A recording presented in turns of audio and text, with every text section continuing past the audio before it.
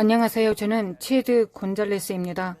치유에 대해 여러분에게 말하고 싶은 엄청난 비밀이 있습니다. 치유뿐만 아니라 사람들을 자유롭게 하기 위해 하나님의 말씀을 듣고 지식의 말씀을 얻는 것에 관한 것입니다. 몇 년 전 텍사스주 칼리지 스테이션에서 있었던 일을 결코 잊지 못할 것입니다. 부활절 주일이었습니다. 전통적인 부활절 주일 예배로 회중이 꽉 찼습니다. 우리는 예배의 일부분을 막 마쳤습니다. 제 아내 레이시가 나타났습니다. 그녀는 예배를 중단했습니다. 그녀는 여러분, 방금 교회에 나타난 남자가 있습니다. 그는 기적이 필요합니다. 라고 말했습니다. 저는 지금 무슨 일이 일어나고 있는지 몰랐습니다. 저는 예배를 드리며 즐기고 있었을 뿐입니다. 레이시는 우연히 우리 교회 현관을 걷고 있었습니다. 이 남자와 그의 아내가 있었고 그 남자는 휠체어를 타고 돌아왔습니다. 그는 제 아내를 알아보고 말했습니다. 이봐요. 나는 당신이 교회의 목사라는 것을 알고 있습니다. 우리는 기적을 위해 이곳에 왔습니다. 그녀는 무슨 일이냐고 물었습니다. 우리는 당신의 교회에서 일어나고 있는 모든 기적을 들었습니다. 나는 지붕을 수리하는 사람입니다. 5년 전쯤에 집 지붕에서 넘어져 허리가 부러져 수술을 여러 번 했습니다. 의사들이 도우려고 노력했지만 아무것도 도움이 되지 않았습니다. 우리는 기적이 필요합니다. 그래서 레이시는 그를 예배로 안내했습니다. 그녀는 예배를 중단하고 모두에게 말했습니다. 여기 기적이 필요한 사람이 있습니다. 체드 목사님이 여기로 오셔서 치료해 주실 것입니다. 저는 지금 무슨 일이 일어나고 있는지 전혀 몰랐습니다. 저는 치유 모두가 현재 아니었습니다. 그저 그곳에서 예배를 드리고 예배를 즐기고 있었을 뿐이었습니다. 저는 무대 위로 올라가서 그와 대화를 시작했습니다. 그는 저에게 짧게 이야기해 주었습니다. 몇 년 전에 허리가 부러져서 극심한 고통을 겪고 있습니다. 더 이상 일을 할 수 없습니다. 거의 걸을 수도 없습니다. 그 순간 저는 담대해졌습니다. 미리 생각한 것은 아니었는데 정말 담대해졌습니다. 여기서 기적을 본 사람이 있습니까? 라고 물었습니다. 저는 꽤 많은 손이 올라가는 것을 보았습니다. 그러면 여기 당신 눈앞에서 기적을 본 적이 있는 사람은 있습니까? 손을 들고 있는 사람은 바로 뒤에 있던 4명의 여학생들이었습니다. 우리는 텍사스 A&M 대학교가 있는 텍사스의 칼리지 스테이션에 있었고 그곳에는 꽤 많은 대학생들이 있었습니다. 저는 뒷자리에 있는 대학생들에게 말했습니다.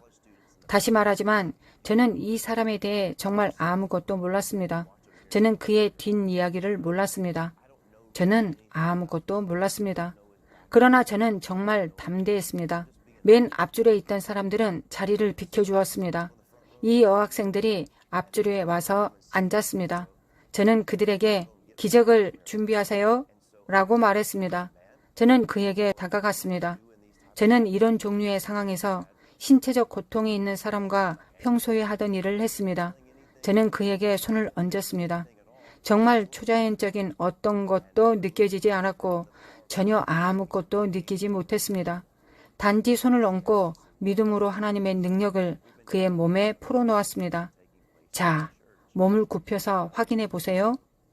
그가 회중을 등지고 있다는 사실을 기억하십시오. 그는 몸을 굽힙니다. 그가 다가올 때 저는 그의 눈에서 눈물이 흐르는 것을 보았습니다. 저는 이것이 기쁨의 눈물이 아니라는 것을 아주 빨리 깨달았습니다. 고통의 눈물이었습니다. 아무 일도 일어나지 않았다고 말할 수 있습니다. 그러나 교회의 모든 사람들은 손뼉을 치고 있었습니다. 그들은 그가 굽히는 것을 보았습니다. 그들은 그가 나았다고 생각했습니다. 여러분에게 정말 솔직하게 말씀드리겠습니다.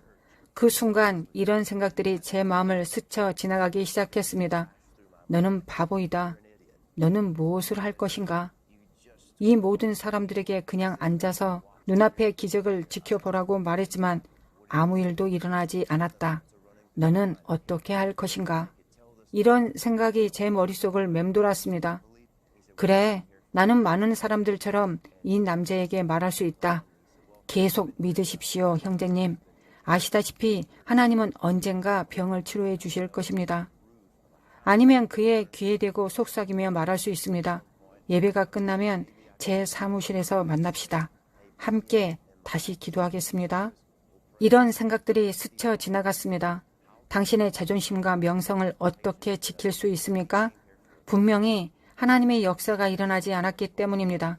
역사하심이 일어나지 않았습니다. 하지만 그 순간 저는 결심했습니다. 그거 아시나요? 저는 사람이지 쥐가 아닙니다. 저는 하나님의 치유하심을 믿습니다. 우리는 치유가 발생하지 않는 문제를 알아낼 것입니다. 안내온이 다가왔고 꽤 덩치가 큰 사람이었습니다.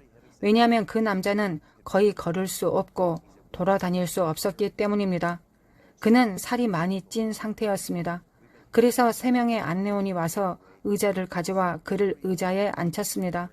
그를 앉히는데 3명의 안내온이 필요했습니다. 그 순간 저는 무엇을 해야 할지 몰랐습니다. 저는 우리 교회에 꽉 찬 부활절 회중 앞에 서 있었습니다. 제 대안은 이것이었습니다. 저는 말했습니다. 여러분, 손을 들고 방언으로 기도를 시작합시다. 저는 무엇을 해야 할지 몰랐습니다. 우리가 거기 앉아서 숨 죽이고 기도하는 동안 저는 말했습니다. 하나님, 제가 무엇을 해야 합니까? 이제 저는 압박감을 느끼기 시작했습니다.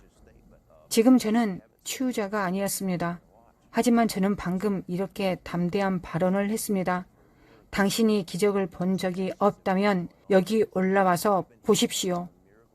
우리가 방언으로 기도하고 있을 때 갑자기 속으로 그분이 우리를 사랑하는 방법이라는 찬양이 생각났습니다. 우리 밴드는 여전히 무대에 있었습니다. 저는 돌아서서 그분이 우리를 사랑하는 방법이라는 찬양을 부릅시다 라고 말했습니다. 저는 그 밖에 무엇을 해야 할지 몰랐습니다. 저는 여기서 하나님께 도움을 청하고 있었습니다. 우리는 그 찬양을 부르기 시작했습니다. 지금 이 사람이 의자에 앉아있고 저는 그의 어깨에 손을 얹고 오른손을 들어 올렸습니다. 우리는 단지 찬양하고 있었습니다. 우리가 찬양을 부르면서 저는 이 남자에 대한 지식의 말씀을 들었습니다. 저는 그 남자를 바라보며 말했습니다. 보세요. 제가 틀렸을 수도 있지만 이것은 제가 내면에서 알게 된 것입니다. 당신은 어렸을 때 학대를 받았습니까? 그는 고개를 저으며 저를 바라보았습니다. 그리고 나서 나머지 정보들이 그냥 저에게 오기 시작했습니다. 당신은 어렸을 때 학대를 받았습니다. 당신이 겪은 일들 때문에 당신은 치유될 만큼 충분히 선하다고 생각하지 않고 있습니다. 당신이 치료받을 만한 자격이 있다고 생각하지 않고 있습니다. 당신은 하나님이 당신을 진정으로 사랑하신다고 믿지 못하고 있습니다. 그는 고개를 저으며 맞습니다 라고 말했습니다. 그리고는 아기처럼 울기 시작했습니다. 저는 몇 분 정도 시간을 내서 모든 사람 앞에서 그와 1대1로 이야기하기 시작했습니다. 부활절 아침, 부활절 회중 앞에서 일어난 일입니다.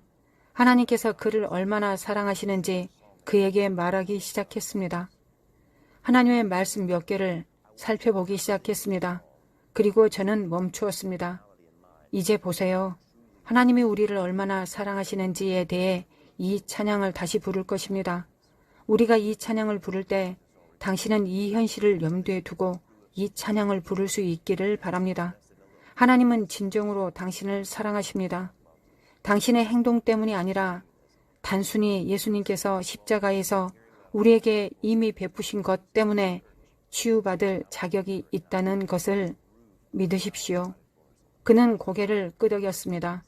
저는 그의 어깨에 손을 얹고 그는 여전히 의자에 앉아 있었습니다. 저는 손을 들었습니다. 교회로서 우리 모두는 하나님이 우리를 얼마나 사랑하시는지에 대해 노래하기 시작했습니다. 잠시 후 저의 눈을 감았습니다. 몇 분 후 제 왼손이 올라가는 느낌이 들었습니다. 이 사람이 자신의 힘으로 서 있는 것이었습니다.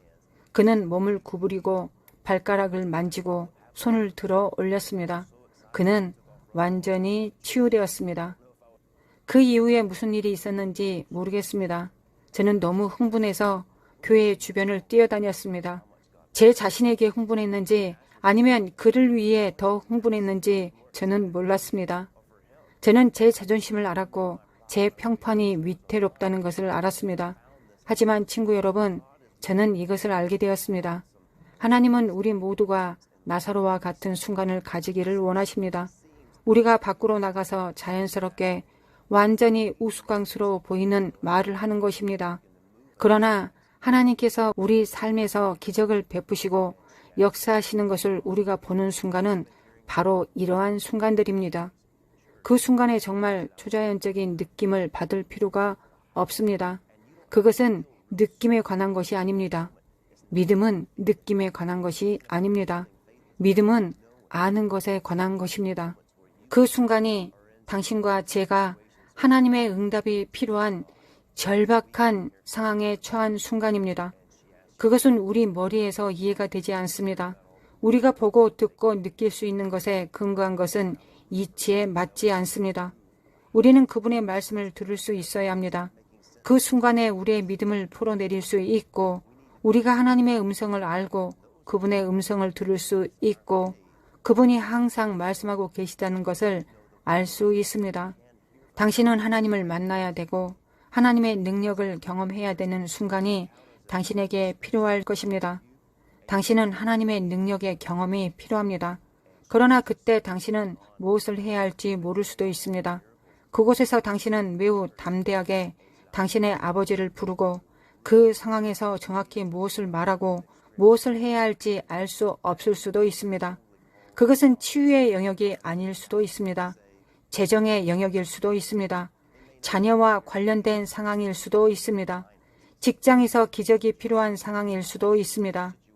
친구여, 성령님은 천재이십니다. 당신이 그분을 바라보고 그분의 말씀을 듣는 법을 배운다면 성령님은 또한 당신을 천재처럼 보이게 하실 수 있습니다. 그 남자와 함께 있는 그 순간에 제가 무엇을 해야 할지 알 것 같았기 때문입니다. 그 순간에는 제가 무엇을 하고 있는지 몰랐지만 제가 아는 것이라고는 여기 기적이 필요한 사람이 있고 나는 이 특별한 상황에서 하나님이 일하실 채널이 되어야 한다는 것뿐이었습니다. 당신이 가는 곳마다 당신은 기적이 일어나기를 간절히 원하는 순간들이 있을 것입니다. 하나님께 쓰임 받을 수 있고 하나님의 말씀을 듣고 당신이 하나님을 대신하여 그 말씀을 선포할 수 있는 위치에 당신 자신을 두기만 하면 됩니다. 저는 지금 당신을 위해 기도하고 당신을 격려하고 싶습니다. 아버지, 지금 시청하고 있는 사람들을 위해 기도합니다. 당신이 우리의 아버지이시며 우리가 당신과 신성한 관계를 가지고 있고 당신의 음성을 알고 있음에 감사드립니다. 우리는 당신의 음성을 압니다. 성령님, 당신께 대한 우리의 민감성을 증가시키도록 도와주시기를 원합니다. 당신이 말씀하시는 모든 것, 당신이 우리의 삶을 통하여 하시려고 애쓰는 모든 것을 우리가 알기를 원합니다. 아버지, 당신을 섬길 수 있는 기회, 이 자리에 서서 당신을 온전히 나타낼 수 있는 기회를 주셔서 감사합니다. 마치 당신이 직접 하는 것과 같은 상태에 놓일 수도 있습니다. 그럼에도 불구하고 그것을 행하시는 분은 하나님이십니다. 하나님은 당신을 통해서 하실 것이며 저를 통해서도 하실 것입니다.